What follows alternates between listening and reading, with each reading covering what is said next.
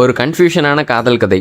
நமக்கு 7 கழுத வயசாகுதே, இனிமேல் நம்மளை எவ கட்டிப்பான்னு யோசிச்சுட்டு இருக்கப்போ, பொறப்பா நான் தான் இருக்கேன்ல, அதுக்குள்ளே என்ன அவசரம்னு சொல்கிற மாதிரி ஒரு பொண்ணோட என்ட்ரி.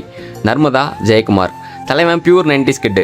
பொண்ணு பார்க்க போகிற இடத்துல மிக்சரையும் மைசூர் பாக்கையும் தின்னுட்டு தண்ணியை குடிச்சிட்டு வந்துடுறது. பொண்ணும் இவருக்கு சளைச்சவங்க இல்லை. இது வரைக்கும் 100 பேருக்கு மேலே இவங்களை பொண்ணு பார்த்துட்டு போயிட்டாங்க. யாரும் இந்த அம்மாட்ட சிக்கலை. இப்படி இருக்க இந்த 2 பேருக்கும் பெண் பார்க்கும் படலம் நடக்குது. அங்கே என்ன நடந்துச்சுன்னு தெரில, 2 பேருக்கும் பார்த்த மொமெண்ட்லேயே பற்றிக்கிச்சு. நம்மளால 90s கிட் வேறையா.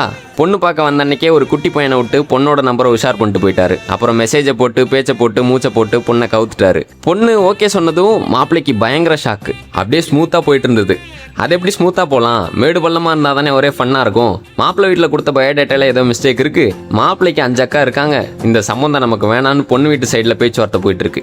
அதெல்லாம் பெருசாக 2 பேரும் காதில் போட்டுக்காம கடலை போட்டுட்டு இருந்திருக்காங்க. இதுக்கிடையில மேடம் பொண்ணு பார்க்க நிறைய பேர் வந்தாங்க. பணக்கார வீட்டு பையன், கால் காசுனாலும் கவர்மெண்ட் காசு வாங்குற பையன், இப்படி வந்த எல்லாரையுமே ஒரு ஓரமாக ஒதுக்கி விட்டுட்டு எனக்கு அந்த 90s கிட்டு தான் வேணும்னு சிங்கிள் லெக்கில் நின்றுருக்காங்க. அப்புறம் பொண்ணே அவங்க அப்பாவை ஜாதகம் பார்க்க கூட்டு போயிருக்காங்க. போன இடத்துல 12க்கும் 12 பொருத்தம் அருமையாக அமைஞ்சு வந்திருக்கு. தமிழ்நாடு ஃபுல்லாக தேடினாலும் இப்படி ஒரு மாப்பிள்ளை கிடைக்காது, கடல்லே இல்லையா. ஒழுங்கா அவரையே பேசி முடிக்க பாருங்கன்னு மண்டையில கொட்டி அனுப்பி விட்டுருக்காரு. மாப்பிள்ளை வீட்லேயும் ரொம்ப சப்போர்ட்டிவாக இருந்ததுனால 2 சைடும் பேசி ஒரு பாசிட்டிவான முடிவுக்கு வந்தாங்க. என்கேஜ்மெண்ட் திருச்சியில் சீரும் சிறப்புமா செம்மையாக முடிஞ்சது. கல்யாணமும் முடிஞ்சது. பையனுக்கு அப்பா இல்லை. கல்யாணத்தன்னைக்கு பொண்ணு பையனோட அப்பாவை ஸ்டாச்சுவாக செஞ்சு சர்ப்ரைஸ் பண்ணி மாப்பிள்ளையோட மொத்த குடும்பத்தையும் கவுத்திட்டாங்க. கல்யாணத்தன்னைக்கு நீ அழுவியான்னு பொண்ணு கேட்ட கேள்விக்கு நான் ஏண்டி அழ போகிறேன், நான் வீரண்டின்னு சொன்னவர் கண்ணு வேர்க்குதேன்னு கண்ணை துடைக்க கர்ச்சீஃப் கேட்டுட்டு இருந்தாரு.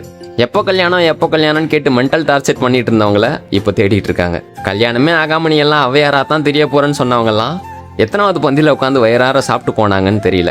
நமக்கு கிடைக்க வேண்டிய ஒரு விஷயம் அவசரமாக தான் கிடைக்கணும்னு அவசியம் இல்லை. ஆனால் அது கிடைக்கிறப்போ அழகானதாக இருக்கும்னு நம்புவோம். ஹாப்பி ஃபார் யூ மக்களே. Have a happy journey.